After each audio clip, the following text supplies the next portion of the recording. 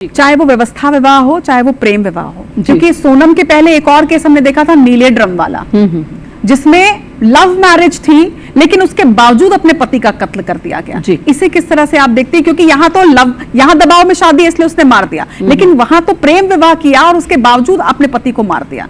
वहां पर क्या साइकोलॉजी रही होगी, वहां क्या परेशानी रही? देखिए, मैं सबसे पहले ये कहना चाहूंगी कि हमारे भारतीय परिवार परंपरा में विवाह को कहा गया है विशेष एक उत्तरदायित्व का वहन करना, इसे कहा गया है विवाह।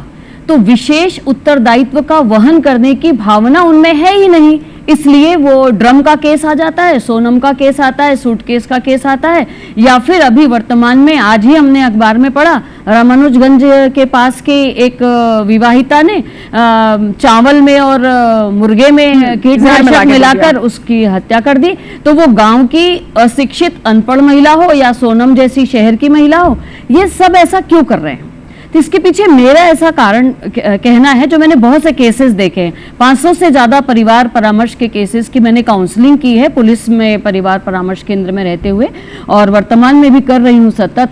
मैं ये देख रही हूँ कि कहीं ना कहीं हमारी जो परिवार व्यवस्था है, हमारी जो कुटुंब व्यवस्था है, इसको अच्छे से हम इस जनरेशन को समझा नहीं पाए हैं। कहीं ना कहीं अधकचरा ज्ञान जो है, यही हमारे बच्चों को गलत दिशा की ओर ले जा रहा है।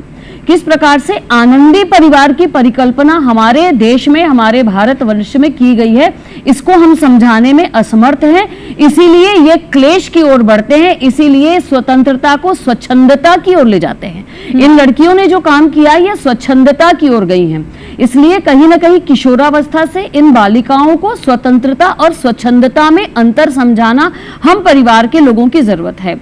सुसंस्कृत परिवार की आवश्यकता है, परिवार ही प्रथम पाठशाला कहा गया है।